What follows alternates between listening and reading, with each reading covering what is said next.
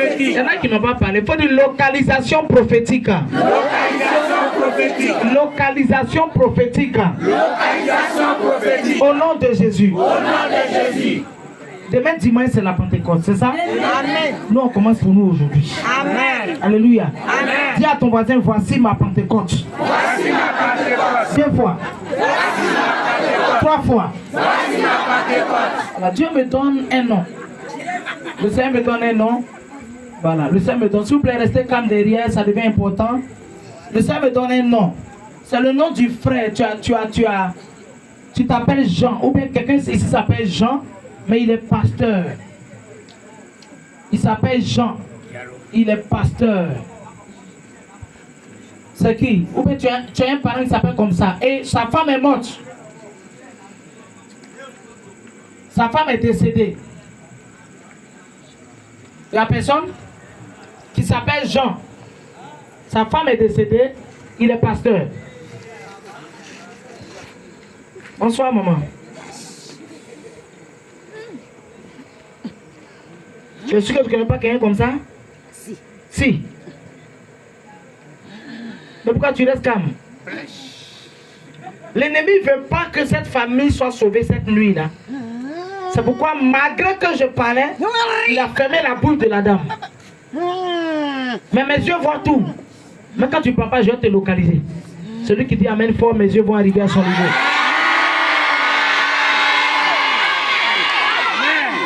Donnez-moi un micro là-bas. Ma prêche.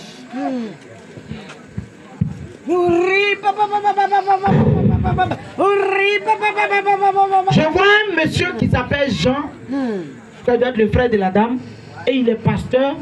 Sa femme est décédée. Saint-Esprit, je te demande pardon, calme-la pour qu'on puisse échanger. Je vais entendre quelque chose. Maman, aujourd'hui, c'est ton jour. Pas devant derrière, s'il vous plaît. Voilà le micro. On va t'aider, on va t'aider, on va t'aider. Jean, c'est qui? Vas-y, vas-y. Dieu veut entrer dans ta vie. Il y a quelque chose ce soir pour toi. C'est qui? Jean.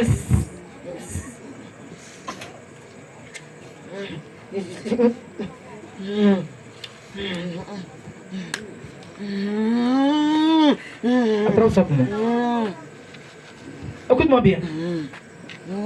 Celui qui a pris la place de ton papa et qui t'a élevé depuis que tu avais 3 ans.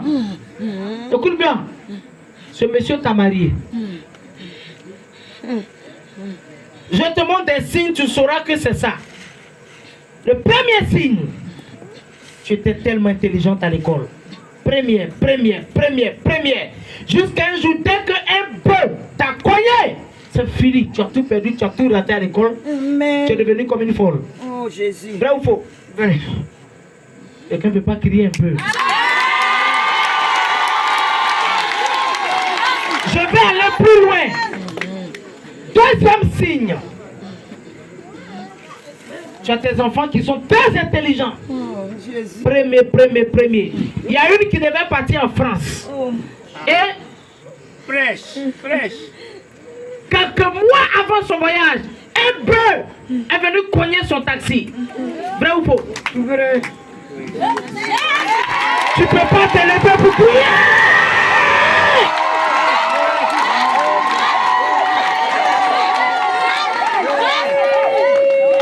Regarde, cette femme vous voyez là, elle est, Seigneur donne-moi, il m'a dit elle est inspectrice du trésor. Si on n'avait pas bloqué sa vie, c'est une milliardaire qui est là. C'est une femme très riche qui est là. Depuis Papoué jusqu'ici, la main de l'Éternel est sur toi. Je dis Papoué parce que Dieu me montre là-bas que tu vas faire. Tu habites là-bas. Tu habites à Papoué.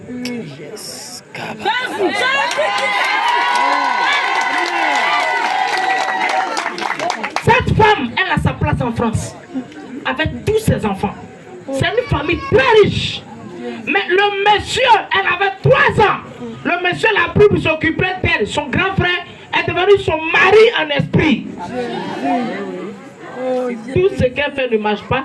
Et ses filles ne peuvent pas avoir aussi de mari et d'élévation parce que le monsieur a maudit leur mère et puis ça les suit. Jésus, c'est vrai. C'est vrai. Si je suis prophète de l'Éternel, là, 2024 s'en va avec tous tes problèmes. Je ne suis pas en train de plaisanter.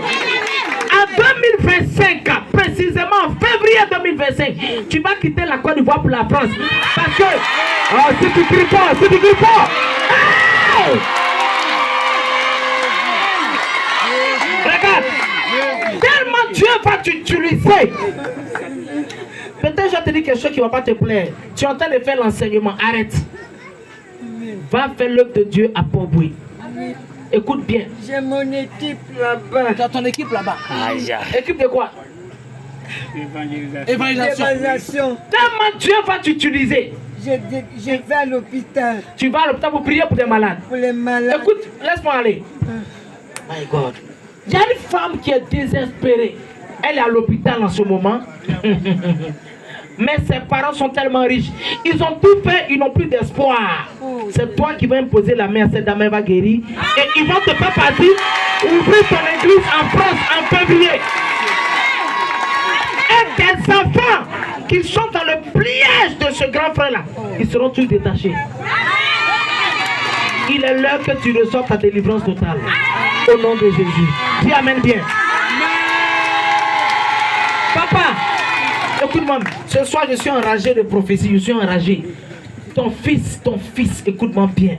Je vois un cercueil.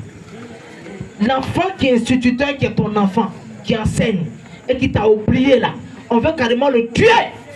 Jésus. Je viens de voir son cercueil en train de venir. Écoute bien. Mais dans le monde spirituel, il était mort et il pleurait. Il dit, j'ai oublié mon papa. Jusqu'à le jour, il a dit, je vais construire une maison pour lui. Là, c'est là où on m'a eu. Ton enfant va se souvenir de toi cette nuit. Aujourd'hui, là. Demain, à 9h, il va t'appeler. Il va dire, papa, tu as besoin de quoi? Cet enfant va te donner l'argent. Celui qui crie fort, il reçoit.